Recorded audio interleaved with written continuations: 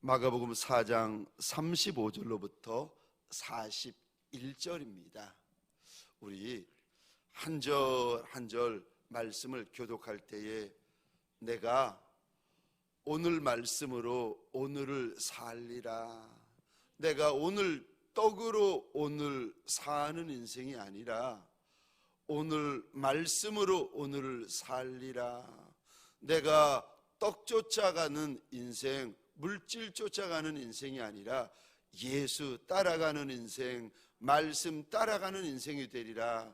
우리 하루를 시작하는 첫 시간인데 마음을 결단을 하면서 우리 차례대로 교독하겠습니다. 35절 말씀을 제가 먼저 읽겠습니다. 그날 저물 때에 예수께서 제자들에게 이르시되 우리가 저편으로 건너가자 하시니, 그들이 무리를 떠나 예수를 배에 계신 그대로 모시고 가매 다른 배들도 함께 하더니 큰 광풍이 일어나며 물결이 배에 부딪혀 들어와 배에 가득하게 되었더라. 예수께서는 고물에서 베개를 베고 주무시더니 제자들이 깨우며 이르되 선생님이여 우리가 죽게 된 것을 돌보지 아니하시나이까 하니, 예수께서 깨어 바람을 꾸짖으시며 바다더러 이르시되 잠잠하라 고요하라 하시니 바람이 그치고 아주 잔잔하여지더라. 이에 제자들에게 이르시되 어찌하여 이렇게 무서워하느냐, 너희가 어찌 믿음이 없느냐 하시니, 함께 읽겠습니다. 그들이 심히 두려워하여 서로 말하되 그가 누구이기에 바람과 바다도 순종하는가 하였더라. 아멘. 오늘 본문의 말씀을 가지고 너의 믿음이 어디 있느냐라는 제목으로 하나님이 주시는 말씀과 은혜를 함께 나누기를 원합니다. 너의 믿음이 어디 있느냐. 오늘 본문은 큰 광풍으로 인하여 죽을 뻔했던 제자들의 이야기가 담겨져 있습니다. 이 본문을 통하여 우리 주님은 2000년이 지나 이 말씀을 읽고 듣고 대하고 있는 저와 여러분에게 지금 무슨 말씀을 하십니까? 너의 믿음이 어디 있느냐고 물어보십니다. 예수를 믿는다고 하고 있는데, 예수를 따라온다고 하고는 있는데 너의 믿음이 어디 있느냐라고 우리 주님은 물어보십니다. 죄송하지만 펜을 가지고 오늘 이 단어의 동그라미를 그려주시겠습니까? 35절입니다. 제자들. 38절입니다. 제자들. 40절입니다. 제자들. 여러분, 오늘 본문은 무리들이 아닙니다. 예수님께서 불러주시고 인정하셨던 제자들이었습니다. 그러니까 저 제자들이 누군가, 예수님께서 천하만민 무리 가운데 구별하여 불러주신 이들이 무리인데, 죄송합니다. 마가복음 3장 13절 한 장 앞에 한번 보시겠습니까? 마가복음 3장 13절 제자된 이들의 첫 번째 특징이 나오는데, 제가 13절 14절을 혼자 읽어보겠습니다. 또 산에 오르사 자기가 원하는 자들을 부르시니 나온지라. 이에 12를 세우셨으니, 제자의 특징이 나오는데 13절 보시겠습니까? 원하시는 자들을 부르셨다. 예수가 불러주신 이들이 제자고, 14절입니다. 제자의 특징이 나오는데 12를 세우셨다. 예수님이 불러주실 뿐만이 아니라 직분자로 세워주신 이가 제자입니다. 저를 보시겠습니까? 제자다, 제자다, 제자다. 주님께서 제자로, 직분자로, 중직자로 불러주셨어요. 그리고 이들과 함께 우리 주님께서 지금 바다를 건너고 있습니다. 건너는데 35절입니다. 어떻게 건너는가? 35절 오늘 본문입니다. 그날 저물 때에 제자들에게 이르시되, 이 부분에 밑줄 그어 주시겠습니까? 우리가 저편으로 건너가자 하시니, 지금 이 일을 시작하시니가 누구라고 우리 하나님은 말씀하십니까? 예수님. 제자들의 인생 가운데 이 일을 시작하시니가 우리 예수님이라고 말씀하십니다. 예수님이 이렇게 말씀하십니다. 35절입니다. 바다 건너편으로 건너가자. 35절, 이 일을 시작하시니가 예수시라고 일러주십니다. 근데 35절 다시 보시겠습니다. 이때가 어느 때인가 하면은 저녁 때, 밤이 시작될 때에 우리 주님께서 제자들에게 건너편으로 가자 말씀하십니다. 그리고 36절, 37절 이 부분에 밑줄을 그어 주시겠습니까?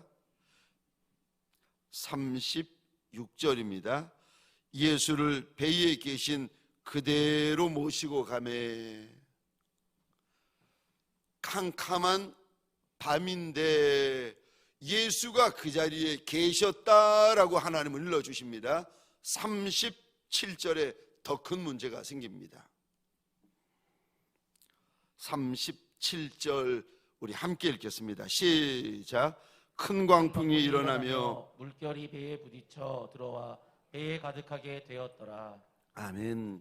37절 우리 세 부분으로 나누어서 동그라미를 그려주시겠습니까? 점점 문제가 심각해집니다. 세 부분으로 나누셔야 됩니다. 37절입니다. 큰 광풍이 일어났다. 동그라미를 그려주시겠습니까? 두 번째 문제가 또 일어납니다. 물결이 배에 부딪혀 들어왔다. 하나님이 말씀하십니다. 세 번째 더 큰 문제가 일어나는데 또 동그라미를 그려주시겠습니까? 물이 배에 가득하게 되었다. 지금 예수 믿는데, 예수 따라가는데 문제가 인생의 문제, 가정의 문제, 사업장의 문제가 시작이 되는데 점점 문제가 더 많아지고 더 커집니다. 저 밤에, 새카만 밤에 문제를 만나면 두려움이 더 커집니다. 오늘 본문에 보니까 37절이요. 광풍이 일어나는데 하나님이 이렇게 말씀하십니다. 그거 큰 광풍이다.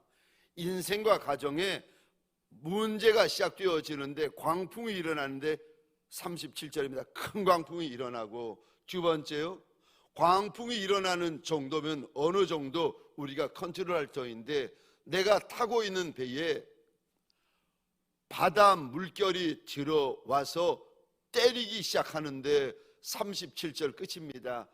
내가 타고 있는 배에 저 물결이, 그 물이 가득해집니다. 이러면 예수 믿는 우리가 부르짖어야 되지 않겠습니까? 내가 죽게 되었나이다. 나를 돌아봐 달라고 우리 주님에게 입을 열어가지고 부르짖어야 되지 않겠습니까?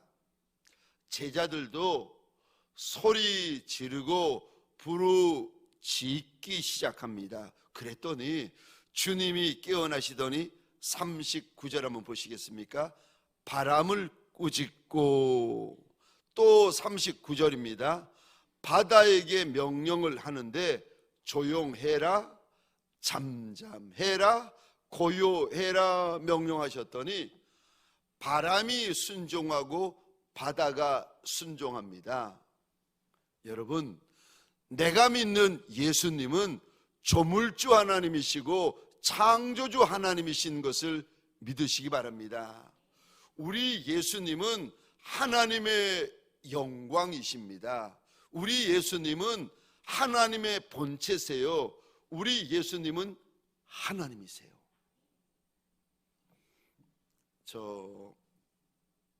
그래서 예수님이 명령하시면 귀신도 순종하고 바람도 순종하고 바다도 순종합니다. 왜요? 예수님이 하나님이시기 때문에 그렇습니다. 그런데 아니, 바람을 잠잠케 하시고 파도를 고요케 하신 우리 주님께서 그걸로 끝내시는 것이 아니라 40절 제자들을 책망을 하십니다. 40절 말씀 우리 같이 읽겠습니다. 시작.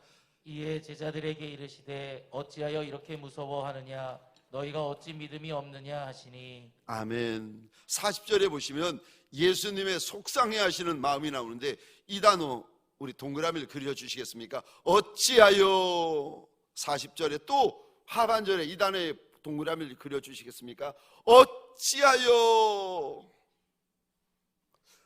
아니, 제자들이 기도하고 제자들이 주님에게 부르짖는데 주님께서 속상해 하시며 제자들에게 책망을 하시는데 너희가 왜 이렇게 믿음이 없느냐는 겁니다. 여러분, 기도에도 믿음 있는 기도가 있고 믿음 없는 기도가 있는 거 아십니까?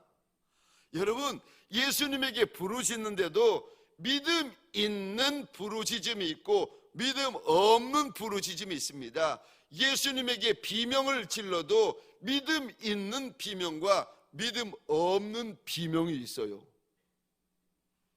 여러분, 소리 하나에도 믿음 있는 소리와 믿음 없는 소리가 있습니다. 근데 우리 주님이 믿음 없는 기도, 믿음 없는 소리, 믿음 없는 비명을 들으시면서 제자들에게 말씀하십니다. 어찌하여. 또 주님이 두 번째 말씀하시는 것이 어찌하여. 왜 그렇게 믿음이 없느냐는 거예요. 직분을 받은 지가 언젠데, 중직을 받은 지가 언젠데, 제자로 불러준 지가 언젠데 어찌하여 믿음이 없느냐는 겁니다. 여러분, 믿음이 있는가 믿음이 없는가는 언제 알 수 있습니까? 문제 만나보면 압니다. 어려움 만나보면 알아요. 여러분, 믿음이 없는 직분자의 특징, 믿음이 없는 중직자의 특징, 믿음이 없는 목회자의 특징을 하나님께서 오늘 본문에 우리한테 보여주십니다. 새벽에 사순절 지금 15날까지 이렇게 구별해서 날을 구별하고 시간을 구별해요. 어떤 이는 저 영상으로 사순절 함께하고 어떤 이는 또 많은 이들이 새벽에 달려나와서 저와 함께 사순절 15날째 날을 지키고 있는데 사순절 15째 날을 구별하여 하나님 앞에 눈 비비고 달려나와 지키고 있으면 이게 보통 일이겠습니까? 우리 가운데 고나지 않은 이가 누가 있고 우리 가운데 힘들지 않은 이가 누가 있겠습니까? 까짓거 저야 여기 앞에 있는 이 목사야 뭐 새벽 체질이고 특세 체질이라서 괜찮다고 합시다. 따라오는 직분자와 양무리들은 이게 무슨 고생이겠습니까? 죄송합니다. 여러분들한테 죄송한 마음이 많답니다. 근데 우리가 이렇게 새벽을 깨우고 새벽을 사순절을 지키고 있는데 그럼에도 불구하고 저와 여러분들 눈앞에 주님께서 믿음 없는 제자, 믿음 없는 직분자, 믿음 없는 목회자의 첫 번째 특징을 보여주십니다. 믿음 없는 제자의 첫 번째 특징이에요. 무서워합니다.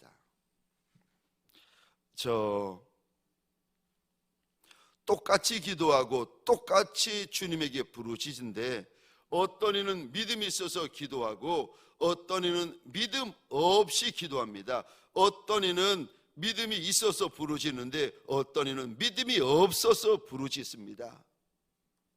어떤 이는 예수 옆에 믿음 있어서 함께 하는데 어떤 이는 예수 옆에 있는데 믿음 없는 채로 함께하고 있습니다. 믿음이 있는지 없는지 어떻게 알 수 있습니까? 오늘 본문에서 우리 주님이 우리에게 알려주세요. 믿음이 없으면 두려움이 가득합니다.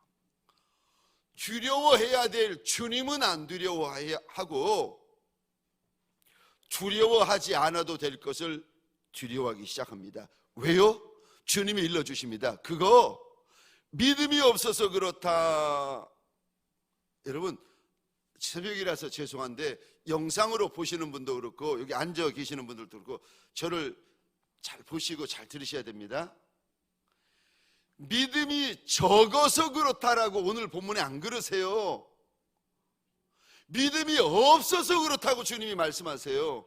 여러분, 이거 하늘과 땅 차이입니다. 우리가 문제를 만나잖아요. 무서워하고 두려워하잖아요. 그 왜 그런 줄 아십니까? 믿음이 적어서 그런 게 아니에요. 착각하지 마세요. 아유, 믿음이 있기는 있는데 제 믿음이 적어서 그래요. 아니에요. 믿음이 없어요. 제자인데 믿음이 없어요. 직분자인데 믿음이 없어요. 중직자인데 믿음이 없어요. 목회자인데 믿음이라고는 없는 거예요. 그걸 어떻게 알 수 있습니까? 무서워합니다. 예수를 믿어도 예수를 믿는데 예수에 대한 믿음이 없어요. 이런 분들은요, 귀신을 무서워해요. 풍랑을 무서워해요. 바다를 무서워해요. 사람을 무서워해요. 무서워하는 분들이 계시죠? 믿음이 적어서 그렇다고요? 오해하시면 안 됩니다. 주님은 그렇게 말씀하지 않으세요. 믿음이 없어서 그렇다고 말씀을 하십니다. 왜요? 왜 이 제자들이 이렇게 무서워하는지 아십니까? 답은 이겁니다. 죽을까 봐. 귀신 만나서 죽을까 봐 무서워하고, 풍랑 만나서 죽을까 봐 무서워하고, 바다를 만나서 죽을까 봐 무서워하는 거예요. 여러분, 저와 여러분들이 살고 있는 시대를 정확히 아셔야 되는데 우리는 마지막 시대를 살고 있는 마지막 주자입니다. 그래서 우리 가운데, 우리나 우리의 자녀 가운데 우리 주님이 영광의 구름을 타고 오시는 것을 내 눈으로 목도할 분들이 계실 겁니다. 왜냐하면 마지막 시대, 마지막 주자이기 때문에. 그래서 주님이 영광의 구름을 타고 오시는 것을 눈으로 목도하는 가장 큰 영광이 있는 세대이고, 또 하나는요, 주님께서 창세 이후로 이런 환란이 없다 한 환란을 내 눈으로 보게 될 마지막 시대, 마지막 주자들입니다. 그러니까 가장 영광스러운 세대고 가장 비참한 세대가 우리 시대가 될 겁니다. 그러니까 그거는 뭐 믿지 않은 사람도 이게 말세다 말세시말이라고 이야기하는데, 여러분 시대를 분별하셔야 되는데, 그럼 마지막 시대를 살고 있는 나는 어떤 믿음, 어떤 신앙을 가져야 됩니까? 첫 번째는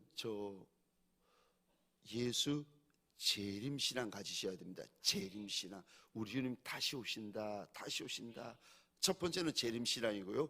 두 번째는요, 순교신앙. 내가 죽어도 예수를 부인하지 않는다. 내가 죽어도 예수를 떠나지 않는다. 저와 여러분들의 신앙이요, 순교신앙을 가져야 되고요. 마지막 세 번째 신앙의 모습이요, 천국신앙을 가지셔야 됩니다. 천국을 바라보셔야 됩니다. 마지막 깃발을 바라보셔야 오늘 내 발걸음이 흔들리지 않아요.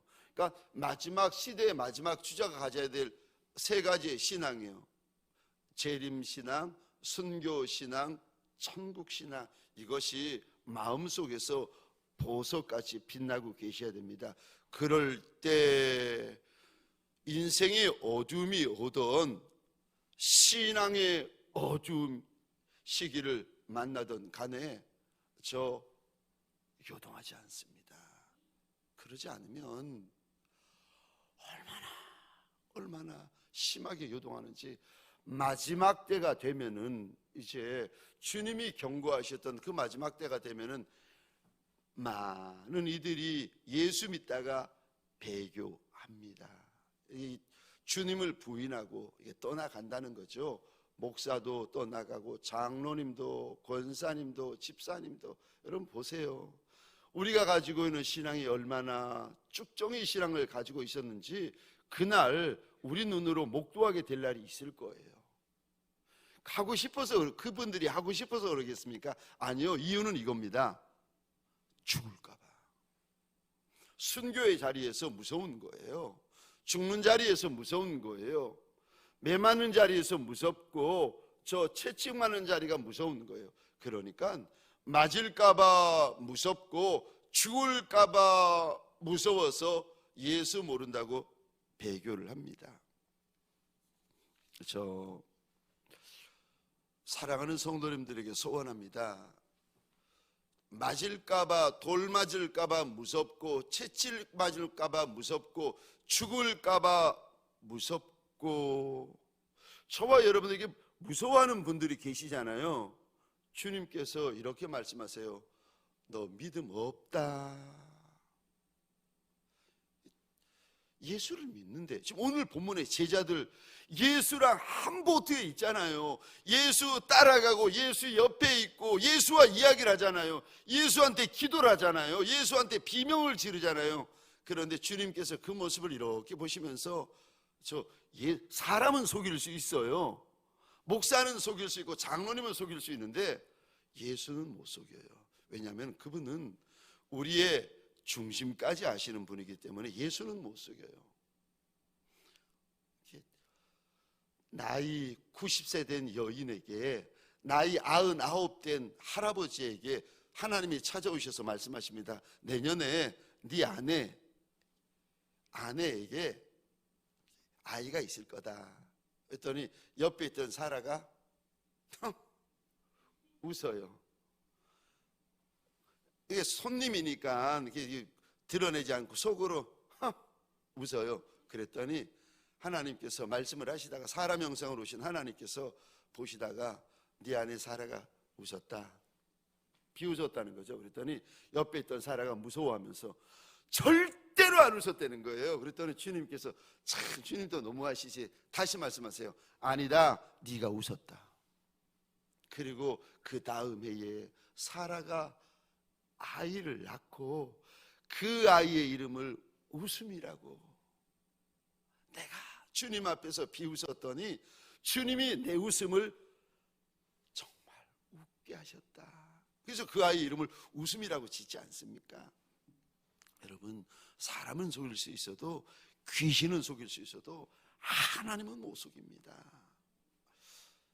여러분, 우리 가운데 무엇이든지 간에 하나님을 두려워해야 되는데 정작 하나님은 안 두려워하고 하나님 아닌 것을 두려워하는 종들이 있으세요. 잘 들으셔야 됩니다. 믿음이 없어서 그래요. 그러니까 무서운 게 한둘이 아닌 거예요. 바람도 무서워하고 파도도 무서워하고 내 배에 물을 차는 것도 무서워하고, 막 무서워하는 게 너무 많은 거예요. 거기다가 겁쟁이는 마지막에 예수 더 무서워해요. 주님께서 말씀하십니다.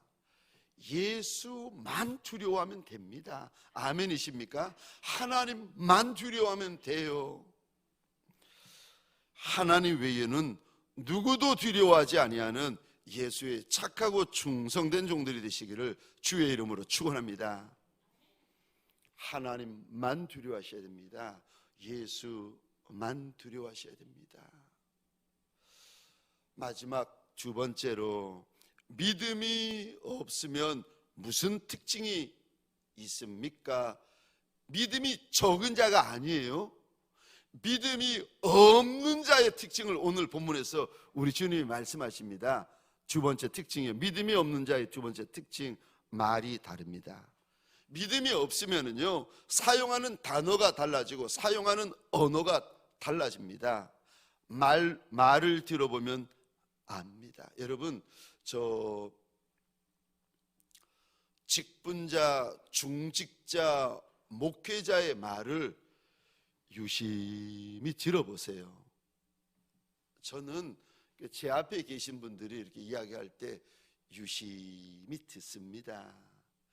판단하고 정죄하려고 듣는 것이 아니라 그분에 대한 예의죠. 내 앞에 있는 분, 하나님께서 내 곁에 세워주신 분의 말을 유심히 듣습니다. 그러면 저 그분에게 믿음이 있는지 믿음이 없는지를 금방 압니다. 오늘 본문에 우리 주님이 3번이나 이들이 제자다, 이들이 제자다, 이들이 제자다 3번씩이나 본문에서 말씀하세요. 그런데 어떤 단어를 쓰시는지 아십니까? 38절 이 단어에 동그라미를 그려주시겠습니까? 38절 예수를 뭐라고 부르는가? 38절입니다. 선생님이요. 예수를 어떻게 부릅니까? 선생님. 아휴, 무리도 아닌데, 따라오는 동네 사람들도 아닌데 예수가 불러주셔서 예수 옆에 세워주신 직분자의 입에서 나오는 소리가 예수님을 향하여 뭐라고 부릅니까? 선생님. 여러분, 우리의 언어는요 너무 중요합니다. 왜요? 성경에 보시면 마음으로 믿어 의에 이르고 입술로 시인하여 구원에 이른다고. 입술의 고백은요 우리의 구원과 연결되어져 있습니다. 그리고 이사야서에서 보면은 인생들은 입술의 열매로 배부르게 될 것이라고 하나님이 약속을 하셨어요. 아예 처음부터 우리가 지음 받을 때부터 우리가 사용하는 언어가요 말이 씨가 되는 인생이 되게 만들어 주셨어요. 그래서 우리 인생은 처음부터 말이 씨가 되는 인생입니다. 그러니까 말을 함부로 하시면 큰일 납니다. 말을 하실 때 장난치듯 말씀을 하시고 가볍게 말씀을 하시고 함부로 말씀하시는 분들 계시잖아요. 하나님께서 크게 안 들어 쓰세요. 특별히 목회자들 가운데 까불까불 하시는 분들, 강단에서 까부는 종들, 하나님께서 귀히 들어 쓰시는 분들을 제가 못 봐요. 친구 목사님들 가운데 한국교회에 귀하게 들어 쓰시는 친구 목사님들이 여러 명 있는데 까부는 분들이 없어요. 제 스승 목사님 가운데 2분의 스승 목사님, 사랑하는 원로 목사님과 또 한 분은 수영로교회 고 정필도 목사님. 정필도 목사님이 늘 저희에게 또 제게 강단에서 까불면 안 된다, 까불면 안 된다. 장로님, 권사님, 집사님, 성도분 늘 신신당부하시기를 까불면 안 된다, 까불면 안 됩니다, 말 함부로 하시면 안 됩니다. 얼마나 당부하셨는지. 왜요? 말이 인생이 되니까, 언어가 그분의 인생이 되어지니까. 수르보니게 여인이 자기 아이가 귀신 들려가지고 이것이 약으로도 안 돼, 의술로도 안 돼, 우리 주님 앞에 비명을 질러 가면서 달려 나오는데 그 모습을 보며 제자들이 이렇게 말합니다. 주님, 저 여인을 좀 돌려보내 주십시다. 불쌍히 여겨주자는 말입니다. 돌려보내 주십시오 하는데 주님께서 한마디도 대답을 안 하세요. 이 여인이 달려와서 예수의 발 앞에 꿇어 엎드려 가지고 소리를 질러가면서 나 좀 불쌍히 여겨달라고 그랬더니 주님께서 이런 말씀을 하십니다. 자녀의 떡을 취하여 개들에게 던지는 것이 마땅치 않다. 여러분, 이 정도 되면 시험 들어야 되는 거 아닙니까? 여러분, 우리들이 직분자들이, 목회자들이 언제 시험 들은지 아십니까? 말 한마디. 그래서 말 한마디 때문에 순종이 멈춰요. 말 한마디 때문에 헌신이 멈춰요. 말 한마디 때문에 충성이 멈춰요. 우리는요, 한마디 말만 있으면은요, 시험이 멈춰버립니다. 그러니까 이게 시험 들어버립니다. 그러니까 우리 믿음의 크기가 사실은 말 한마디 정도의 무게인 거예요. 그러니까 여러 말 필요 없어요. 한마디면 순종도 끝나고, 한마디면 충성도 끝나고, 한마디면 직분도 끝나버려요. 그러니까 우리의 믿음의 무게가 어느 정도 되는가, 삐지고 시험 드는 분들 가지고 있는 믿음의 크기가 어느 정도 됩니까? 말 한마디의 무게.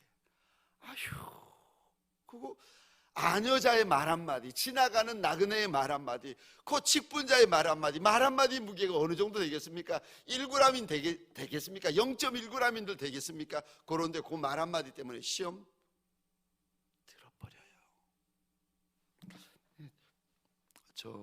주님께서 자녀의 떡을 취하여 개들에게 던지는 것이 마땅치 않다 그랬더니, 이 정도면 시험 들만한 말 아니겠습니까?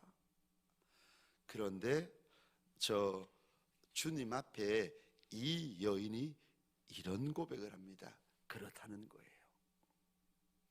근데 죄송합니다. 저와 여러분들에게 저는 이게 소원합니다. 작은 인생도 있고, 천한 인생도 있고, 못난 인생도 있고, 가난한 인생도 있고, 부정한 인생도 있지만, 어떤 인생이든지 간에 예수 믿는 저와 여러분들에게 소원해요. 믿음의 역사가 있는 인생, 믿음의 역사가 가득한 인생이 되기를 원합니다. 작아도 괜찮아요. 천해도 괜찮아요. 못 배워도 괜찮아요. 못해도 괜찮아요.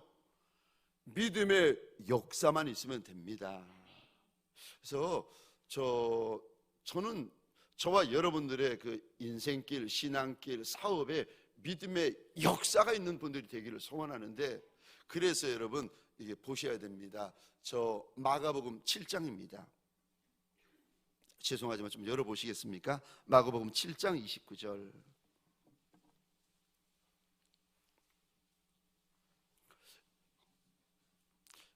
여인이 예수님의 그 섭섭한 말, 삐질 말, 시험 들 말 앞에서 이런 고백을 합니다. 주여 그러하이다. 개들도 주인의 상에서 떨어지는 부스러기를 먹나이다. 부스러기 은혜라도 나한테 주옵소서. 여인이 이런 말을 했더니 7장 29절, 죄송합니다. 함께 읽겠습니다. 시작. 예수께서 이르시되 이 말을 하였으니 돌아가라, 귀신이 내 딸에게서 나갔느니라 하시매. 아멘, 아멘. 저는 7장 29절 이 부분에 여러분 꼭 밑줄 동그라미를 그어 주시겠습니까? 이 말을 하였으니 돌아가라. 여러분, 이 여인에게 평생에 두 번도 다시 없을 믿음의 큰 역사가 일어나는데요, 이 말을 하였으니, 네가 말한 그 말 때문에 믿음의 큰 역사가 있을 것이라고 우리 주님께서 약속을 하십니다. 이 말을 하였으니, 여러분, 말이 믿음입니다. 우리의 말이 믿음이고 우리의 언어가 믿음입니다. 근데 제가 똑똑한 분들, 많이 배운 분들, 이 직분자들, 목회자들인지 상관없습니다. 이런 분들의 말을 가만히 들어보면 그렇게 똑똑한데, 그렇게 잘났는데 언어가 믿음이 없어요. 말에 믿음이 없어요. 주님께서 오늘 7장 29절에 뭐라고 말씀하셨는가 하면은, 네가 그 말을 하였으니 돌아가라는 겁니다. 귀신이 너의 딸에게서 떠났다.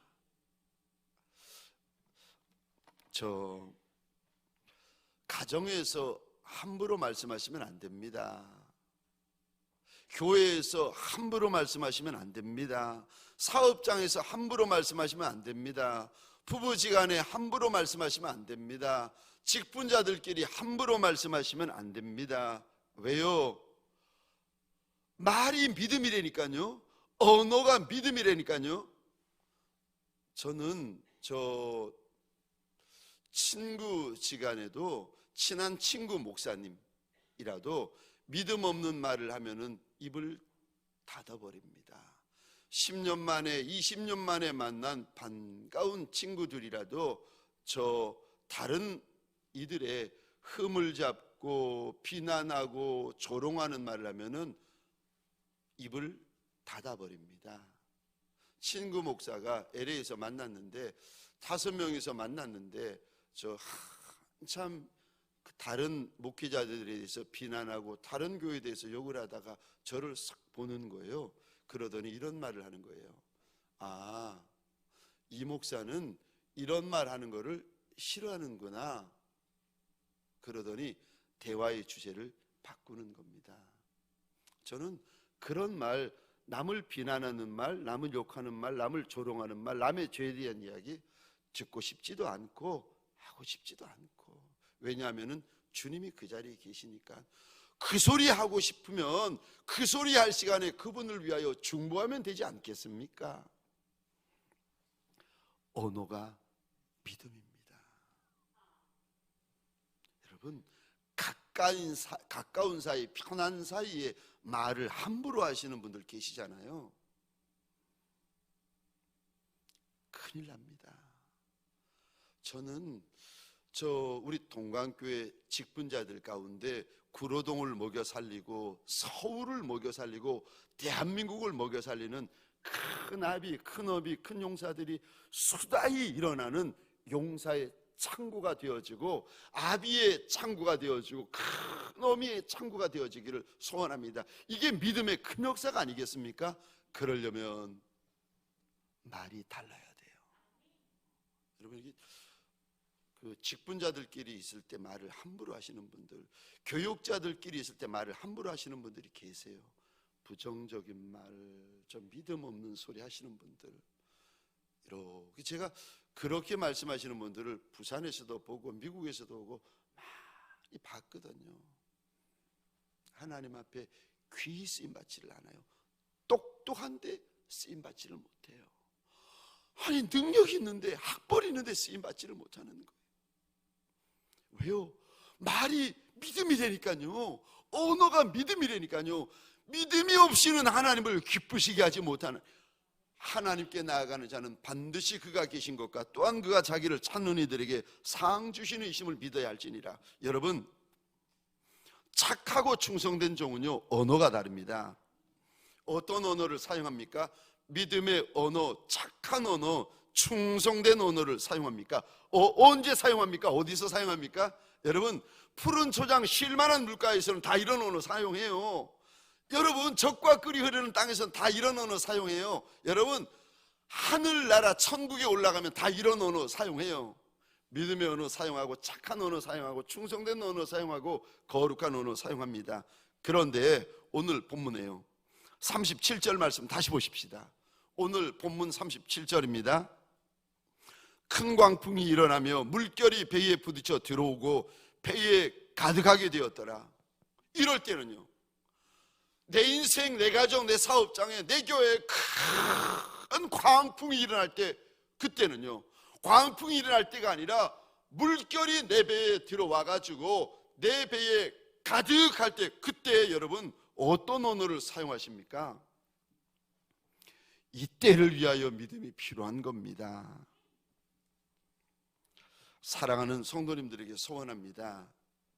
지금 믿음이 있으셔야 돼요. 지금 믿음의 고백이 있으셔야 됩니다. 지금 정금 같은 믿음, 지금 태산 같은 믿음, 지금 견고한 믿음이 있어야 돼요. 그래야 큰 광풍이 일어나고 큰 파도가 일어나고 큰 물결이 내 인생의 배를 덮칠 때, 그때 기도를 해도 믿음의 기도를 할 거 아니겠습니까? 그래야 부르짖어도 믿음 있는 부르짖음이 되지 않겠습니까? 예수가 나의 주인인데, 예수가 나의 목자인데, 예수가 나의 임금이고, 예수가 나의 신랑이신데, 기도를 해도 믿음 있는 기도라고, 소리를 질러도 믿음 있는 소리를 지르고, 비명을 질러도 믿음 있는 비명을 질러야 되지 않겠습니까? 제자로 불러주셨는데, 너의 믿음이 어디 있느냐? 오늘 주님 앞에서 저와 여러분들에게 소원합니다. 저와 여러분들 안에 믿음 있는 기도, 믿음 있는 소리, 믿음 있는 비명이 있는 예수의 착하고 충성된 종들이 되시기를 주의 이름으로 축원합니다. 기도하시겠습니다.